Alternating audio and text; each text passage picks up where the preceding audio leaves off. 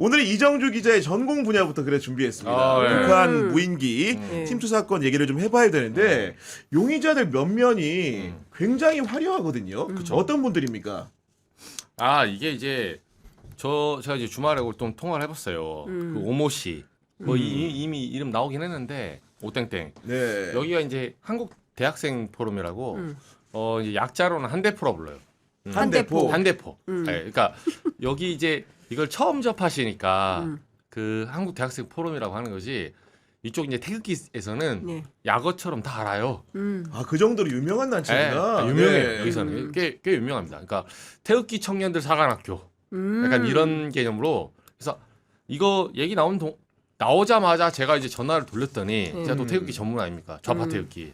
네, 그래서 친한 태극기 사람들한테 전화를 돌렸더니 바로 한대포 오땡땡 반응이 그래요. 아, 누구나 다 알만한 사람이구나. 다 그 알죠, 다 알죠. 동네에서는. 네. 그리고 이름이 그 인터뷰할 때 처음에는 안 밝혀졌거든요. 우리는 사실은 밝혀지기 전부터 실루엣을 보고 저 오땡땡이네 아. 다 알고 있었어요. 처음에 채널A 자수할 때부터 뭐 공작 자수인지 자수인지 그러니까. 모르겠지만 네. 네, 근데 여기가 어떤 단체냐면 이제 소위 말해서 지금도 그 책사들 중에 국민의힘에서 활약하는 사람들 많아요. 이제 청년들, 청년 중에 한국 대학생 포럼 이제 회장을 지냈거든요. 이 오땡땡이 2018년. 약간 옛날에 전대협 같은 거예요? 그렇죠.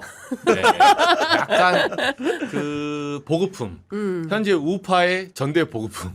네, 그래서 요게 한 2010년부터인가 만들어졌나 봐요. 그래서 회장 임기는 1년입니다. 그러니까 지금 한 15명 정도 회장이 있죠. 그러니까요. 네, 그 중에 한 두세 명이 이제 제가 실제 아는 사람들인데 오땡땡은 제가 만나본 적이 없고 너무 어려가지고 만나본 사람들한테 전화를 해봤어요. 그러니까 그게 이제 유력 캠프에 있거든요. 지금 그분들이 다 나름. 아, 유력 캠프라는 거는 무슨 캠프를 얘기하는 겁니까? 뭐 정치인 캠프. 제가 뭐 기사를 한번 여기서 뭐 말해서 한번 빠이 할까요? 확실한 거는 뭐 서울시장 캠프 이 정도 말씀드립니다. 아, 지금 지방선거 관련해가지고 네. 각계 캠프에 네. 가 있는 분들이 꽤나 된다. 네, 그 한대포 역대 회장들이 나름 요직에 있다 이거죠. 네, 그냥 잔잔바리 국회의원들 말고 서울시장 캠프 뭐 아니면 지난 대선 후보 경선 캠프 뭐 이렇게 나름 굵직굵직해요. 네. 그래서 우리가 아는 사람들도 있는데 사실상 정치 지망생. 그렇죠. 출마를 꿈꾸는 사람들이죠. 근데 이 사람들한테 이제 오땡땡 만나봤냐 제가 물어봤어요. 그러니까 이제 만나는 봤다. 만나봤는데 하는 말이 두 글자로 정리를 하더라고요. 이제 원래 저랑 아니까 이제 한마디로 그 친구는 너드. 너드 영어의 너드. 그러니까 약간 공부벌레처럼 이렇게 한쪽에 파고드는 그런 성향이 있는 친구다. 뭐 활달하거나 뭐 내지는 정치 지도자 막 이런 스타일이 아니다. 네, 그걸 듣고 제가 취재해본 결과 저는 어떤 결론을 내렸냐. 이 친구가 무인기 절대 보내지 않았다. 아, 이 사람이 보내는 과정에서 핵심적인 역할이 아니었을 수 네, 있다. 그러니까 외피는 보냈을 수가 있죠. 네. 근데 네가 우리 영화 뭐 그 보면 나오잖아요. 영화에 옛날에 뭐 느와르 영화 보면 네가 안고 가라. 뭐 이런 지금 네가 가라 하와이. 네, 약간 여기다가 지금 덮어 씌우는 거예요, 사실은. 그러니까 지금 보면은 경찰 수사 상황이라는 게 용의자 장모 씨라는 사람을 소환을 했더니 네. 그 오모 씨라는 사람 방금 전 이정주 기자가 얘기한 사람이 그 종편에 이제 인터뷰를 출연해가지고. 해가지고 이러저러하게 내가 관여한 것처럼 말을 한 상황인데 그 장과 오의 관계를 따져봤더니 둘이서 같은 대학 동문 출신이고 선후배 사이고 윤석열 정부에서 대통령실에도 근무한 적이 함께 있고 그래서 행정 인턴이지만. 그런 상황이고 그 다음에 무인기 제작업체 에스텔 엔지니어링이라는 회사를 함께 이렇게 운영한 것으로 나타난 상황 아닙니까? 그러니까 이게 뭐 학내 벤처 같은 거잖아요. 그렇습니다. 예. 창업 지원을 받아가지고 예. 하는 네. 그런 상황인 건데 네. 그 무인기 개발업체를 함께 만들었다는 것도 굉장히 특이하게 느껴지거든요. 그러니까 요부터 시작하면 제가 요것도 이제 추적 중인데 그 무인기 개발업체가 우리가 지금 솔직히 딱 까놓고 우리나라가 실리콘밸리입니까? 여기가 무슨 스타트업의 뭐 이게 여기 스타트업의 뭐 요람이에요? 언제부터 우리가 스타트업 그러겠습니까? 이런 거는 이 무인기 뭐 예를 들면 자동화, 자율주행 이런 거는 돈 되는 거는 실리콘밸리 다 있어요. 이거는 누군가가 소위 말해서 시쳇말로 시장에서 말하는 선수들끼리 쩐을 대주지 않으면 이거 못 만듭니다. 후방에서 네. 재정 지원 세력이 있어야만 그렇죠. 이런 업체를 만들고 무인기도 그렇죠. 날릴 수 있다. 그렇죠. 이런 말씀이신 거죠. 그러니까. 그렇죠. 네. 그리고 뭐가 보통 있다. 보통은 이런 걸 발명하면 그 산학 협력이라고 해서 대학생들 벤처는 아이디어를 제공하는 거지 완제품을 만드는 대학생들은 없어요. 이게 결국은 그 도면을 그리고 엔진을 개발하고 이게 중요한 거지 프로그래밍이지 나머지는 소위 말해서 이제 하드웨어는 기업들이 서브를 하는 거예요.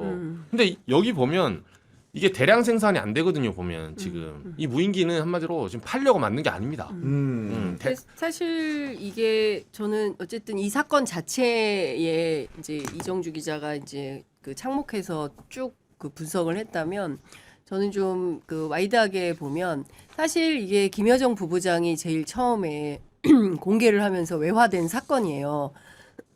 남측으로부터 무인기가 왔다. 근데 이게 누가 날렸든 윤가가 날렸든 리가가 날렸든 하여간 이거는 영토 침해에 해당하고 이 부분에 대해서는 그냥 지나칠 수 없으니 어떻게 된 건지 진실 규명이 필요하다라고 이제 성명을 발표한 그렇습니다. 정초에 그리고 그거를 대통령이 받아서 어떻게 된 건지 사실 확인을 해봐야 된다는 판단 하에 안규백 장관이 나서가지고 한 얘기는 우리는 보내지 않았다. 우리 군이 보낸 건 아니다. 공동조사하자. 누가 보냈는지 확인해야 되니까. 그래서 4월 트럼프의 방중을 앞두고 이게 꼭 나쁜 시그널만은 아니다. 남북관계의 경우에 따라서는 청신호로 작용할 수 있겠다. 이 사건을 계기로 해서 어쨌든 남북이 만나서 네. 새로운 국면 전환을 할 수 있는 굉장히 절호의 포인트가 될 수 있으니까요. 이제 이런 사안인데 대통령께서 오늘 국무회의에서 이제 무인 관련된 얘기를 하면서 사실상 이것은 영토 침해에 해당하고 상대를 향해서 총을 쏜 것과 같다라는 비유를 함으로써 이게 사실상 상당한 적대 행위에 해당할 수 있고 또 대통령은 지금 그 바늘구멍이라도 찾아서 남북 관계를 복원할 수 있는 방안을 찾아봐라라는 뜻을 밝히고 있지 않습니까? 이제 커다란 맥락에서 보면 이걸 기화로 해서 두 판을 보고 있는 거 아닌가 정치적 두 맥락. 판을 보고 있다. 하나는 남북 관계의 주요한 돌파구로서의 어떤 전환점이 되는 것. 또 하나는 앞서 말씀 주신 대로 이정주 기자의 분석을 종합해 보면 이거는 이 무인기를 대학생들이 쪼물락쪼물락 보냈으나 뒤에 거대한 배후가 있다라고 한다면 이 배후 세력에 뭐 과거에는 우리가 뭐 오물풍선 띄우고 대북전단 전단 보내고 보내고 뭐 이런 거에서 와 이제는 무인기까지 진화한 거 아니겠습니까? 민간 차원의 정부 단계는 아니고 민간 차원인데 이게 혹여라도 어떤 배후 세력이 상당한 게 있다. 근데 그게 만약에 밝혀진다고 한다면 그게 내란 세력과 또 연동이 된다. 극우와 연관이 돼 있다라고 한다면 정말 큰일이죠. 이거는 매우 네. 심각한 국기문란에 해당하기 때문에 묵과할 수 없는 거에 해당하는 거죠. 일단은 첫 번째로 무인기를 날린 시점이 중요한데 네. 지금 이제 그 오 씨가 주장하는 바에 따르면은 본인이 지난해 9월부터 세 차례 무인기를 날렸다고 주장을 하고 있습니다. 지난해 9월이 어떤 때입니까? 윤석열은 이미 탄핵이 됐고 그렇죠. 특검에서 각양각색의 수사가 진행 중이었는데 내란 사건만 의혹을 캐치한 게 아니고 우리 정부 윤석열 정부가 무인기 등을 보낸 의혹에 대해서도 수사 중이었고 이런 부분들이 결국은 적국에 이익을 주는 외환죄를 수사하고 있는 와중인데 과감하게도 이때 날려보냈다라는 상황이거든요. 그렇다고 한다면은 일개 개인이나 대학생들이 이런 정말 어마무시한 결정을 내릴 수가 있었는가 이런 의심이 좀 드는 겁니다. 그렇죠. 그러니까 아까 말씀드린 대로 일개 대학생들이 뭐 누군가의 지도나 이런 거 없이 그냥 북한에 뭘 날린다는 것은 글쎄 대단히 무모한 행동에 이제 해당이 되는 거고요. 뭐 과거에 이게 남북 평화와 어쨌든 남북 간의 새로운 관계 회복을 위해서 대학생들이 때로는 뭐 평양도 가고 뭐 방북도 하고 방북 신청도 내고 뭐 이렇게 했었는데 이 사람들은 그런 차원이 아닌 거잖아요. 남북 간의 어떤 평화 교류가 아니라 네. 공격의 의미가 있는 거지 않습니까? 그리고 이제 무인기가 뭘 어떤 정보를 취합했는지 뭐 그 지역에 이제 김여정 부부장에 따르면 지역의 여러 가지 내용들을 다 그 무인기에 기록이 되어 있고 비행 경로나 이런 것들도 다 나와 있다는 거 아니겠어요? 그러니까 왜 무슨 목적으로 이거를 띄운 건지 경우에 따라서 이게 도발의 원인이 돼서 남북 간의 무력 충돌의 가능성을 발화시킬 수도 있는 거잖아요. 이제 그럼에도 불구하고 이런 거를 감행했다고 하면 이거는 그냥 뭐 대충 대학생들이 야 이거 호기심에 우리 한번 날려보자 뭐 날려보자 비행기 이런 차원은 절대 아닌 거죠. 정확하게는 오 씨는 대학원생으로 알려져 있고 그쵸. 그다음에 이제 그 함께 이제 음. 결행한 장 씨 같은 경우에는 그보다 이제 나이가 많은 손위로 알려져 있기는 그쵸. 한데 네. 일단은 그 범행이 들통난 다음에 변명하는 것도 굉장히 프로페셔널했어요. 어떻게 얘기를 했냐면은 예성강 방사선 수치 확인을 위해서 무인기를 날렸다. 이게 일반인들이 할 수 있는 답변이 거의 아니거든요. 어떤 그렇죠. 얘기냐면 황해북도 평산군 근처에 우라늄 공장이 있는데 인근 예성강으로 방사능 오염수를 방류했다는 의혹이 있어가지고 확인해봤다. 이런 식의 답변이거든 지금. 예. 이 예성강 그러니까 지금 뭐 방사능 오염 요게 이제 계엄 전부터 계속 그 소위 말해서 극우 유튜버들에서 자주 나왔던 얘기예요. 근데 요거는 이제 당연히 우리나라 환경부가 몇 차례 발표를 했고 우리나라 환경부가 문제가 아니라 예성강 그 만약 실제 뿌리잖아요. 그 서해로 갑니다. 아 방류가 돼가지고. 네, 중국이 가만히 있겠어요? 그렇네. 아무리 북중 관계가 뭐 혈맹이네도 방사능 먹겠어요. 사실 솔직히 말해서 불가능합니다. 후쿠시마 가지고 저렇게 하고 있었는데. 그죠? 네, 예. 불가능한 소리예요. 그래서 이거는 사실 음모론처럼 부정선거 음모론 같은 거죠. 네, 밝혀질 때까지 말하면 돼요. 어차피 우리가 예선강 못 가거든. 네. 네, 그러니까 이제 던지고 보는 게임이었고 저는 이 사안에 이제 오땡땡 씨 이 취재를 좀 해보면서 제일 이제 궁금했던 게 두 가지였는데 하나는 첫 번째는 이게 9월에 한 번 날리고 세 번 날린 것 중에 1월 4일날 날렸잖아요. 9월에 날린 건 알겠는데 왜 1월 4일에 날렸을까? 1월 4일 올해 그러니까. 올해 네. 최근에 날린 거죠. 음. 왜 갑자기 1월 4일로 잡았을까? 이것과 이거 지금 이제 이 무인기는 일종의 이제 시위용이거든요. 그러니까 들키라고 보낸 거예요. 들키라고. 네, 제 추정에는. 그 두 번째 이 무인기가 생각보다 좀 의미심장한 거는 이미 정권 교체가 됐고 현재는 수사기관이 이제 전방위적으로 특검의 수사도 다 끝났고 재판을 하고 있어요 이제. 재판하고 2차 특검 앞뒀죠. 근데 이 와중에 이 사람이 날렸는데 첫 번째는 시기를 왜 이렇게 잡았는가 하고 두 번째는 이게 사실상 자수 아닌 자수를 했습니다. 예, 보수 매체에 가서 채널A. 예. 제가 저희 CBS 왔으면 이런 말 안 했을 겁니다. 예, 물론 저희는 안 받아줬겠죠. 예, 어서 오십시오. 여기 앞에 국수본으로 가시면 된다. 대신 여기 경찰서 한번 가봐라. 그러니까 수사를 받아야지 무슨 그렇죠. 방송이냐. 예, 하다못해 경향신문이나 저희한테 왔으면 이렇게 안 꼬여요. 근데 보수 매체 보란 듯이 간 거예요. 사실은 의심이 되죠. 그리고 사실 그렇게 되면 나중에 그 재판에서도 이게 양형 기준이 좀 낮아질 수 있거든요. 왜냐하면 잡힌 게 아니잖아요. 자수를 했고 그렇죠. 그리고 목적도 내가 쉽게 얘기해서 오염 방류수를 내놨는지를 확인하기 위한 과학적인 관찰 목적이었다. 그렇죠. 이런 식의 동기부여를 하고 있는 거고. 그렇죠. 굉장히 짜여진 멘트로 나와요. 그게 그러니까 누군가의 변호인에게 누군가의 조력을 받은 듯한 굉장히 반듯한 그런 다듬어진 멘트거든요. 그래서 저는 거기서 이 두 가지를 배우를 무조건 밝혀야 된다. 아니 근데 여기서 놀라운 점은 이 친구들이 무인기 그런 제작 업체만 운영을 한 게 아니고 윤석열에 대한 탄핵 선고가 2024년 4월 4일 날 헌법재판소에 있었는데 네. 그로부터 일주일쯤 뒤에 인터넷 언론사 두 개를 만듭니다. 하나는 NK 모니터, 하나는 글로벌 인사이트라는 매체를 만들었는데 최근까지도 기사와 칼럼들이 상당히 올라왔었고 이런 의혹들이 불거지자 갑자기 오늘 전면 폐쇄를 해버립니다. 지금. 네.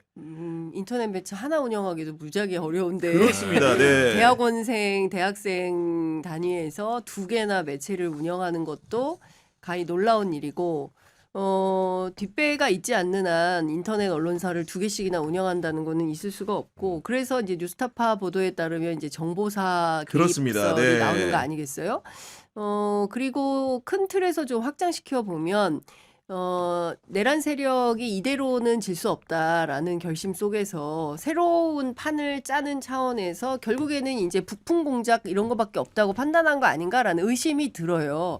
그리고 지난 내란 특검 가운데도 정보사의 역할들, 특히 이제 대만에 간 거, 그다음에 몽골 공작 이런 것들은 제대로 정확하게 밝혀진 바가 없거든요. 수사가 제대로 안 됐어요. 근데 그 연장선 속에서 뭔가 모종의 또 새로운 공작 차원에서 이 친구들을 세워서 하려고 했던 것은 아닌가. 근데 과거에 이제 이런 공작을 이제 국정원이나 안기부에서 많이 했었는데 지금은 정보사 또는 이제 그 완전히 극우 단위에서 새롭게 뭔가 작업을 판이, 네. 판을 벌리려고 했던 거 아닌가라는 의심은 좀 듭니다. 아니 그리고 그 실제로 아까 서두에도 얘기했지만은 그 장모와 이제 오모 이 두 사람 같은 경우에 네.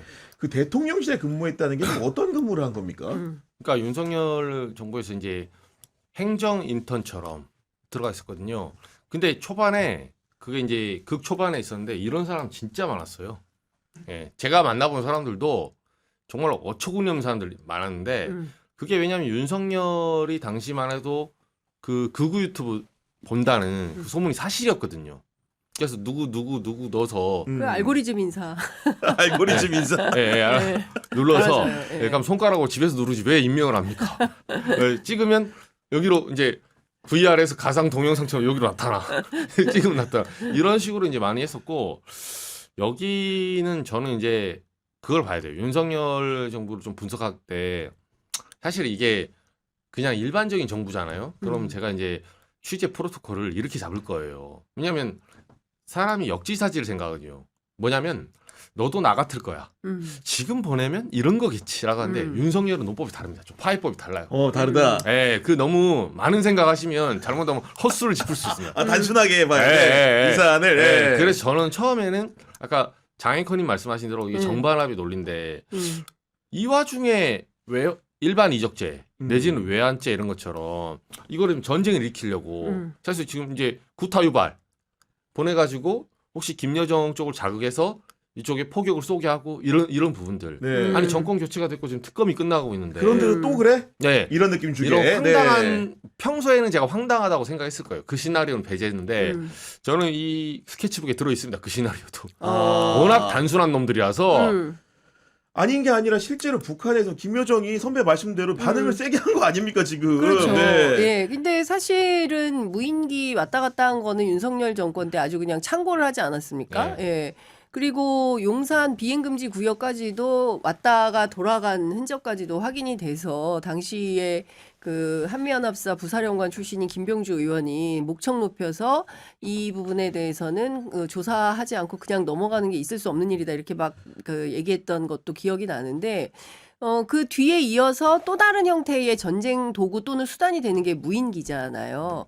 그런 측면에서 보자면 또 다른 도발 수단으로 간주를 한 거죠. 북한에서는. 그렇죠. 네. 그래서 이 부분에 대해서는 이 철저하게 확인이 필요하다라는 입장을 북한 측이 밝힌 건데 아까도 말씀드렸지만 저는 북한의 입장은 중의적이지 않나라는 생각은 해요. 물론 남북관계 전문가들은 지금 그렇게 해석할 때 아니다. 그리고 북한이 이제 9차 당대회를 앞두고 있고 9차 당대회 이후에 김정은 위원장이 국제 무대로 복귀할 텐데 그때 남한을 지금은 남한이라고 부르지도 않고 한국이라고 딱 대한민국 그렇죠. 한국 정부 이렇게 부르지 않습니까? 다른 나라로 여기고 예, 있죠. 완벽하게 적대적 두 국가 입장에서 남한을 취급하고 있기 때문에 뭐 그런 파트너라고 기대하는 것은 대단히 감정적이거나 뭐 낭만에 치우친 판단이다. 뭐 정책 그렇게 하는 거 아니다라고 이제 그 청와대 고위 관계자도 뭐 기자들한테 나무라기도 하고 뭐 이렇게 하는데요. 어쨌든 뭐 이렇게 그 지금 과거의 판단으로 지금 남북 관계를 볼 수는 없지만 뭐 경우에 따라서 실오락이라도 가능성이 있다면 그것은 뭐 접근해 볼 만한 중요한 뭐 그러나 어떠한 시그널도 없다라는 게 이제 주요 관계자들의 판단이긴 합니다. 근데 김여정 부부장이 그 얘기를 딱 찍어가지고 이 부분에 대해서는 책임을 묻겠다라고 성명을 낸 거는 굉장히 그 특이한 행태다라고 볼 수 있습니다. 이런 상황 속에서 정부 그 군하고 경찰이 함께 조사를 하고 있는데 정말로 깜짝 놀랄 만한 뉴스가 나올 수도 있다. 저는 개인적으로 그런 관측을 하고 있는 상황이고 네.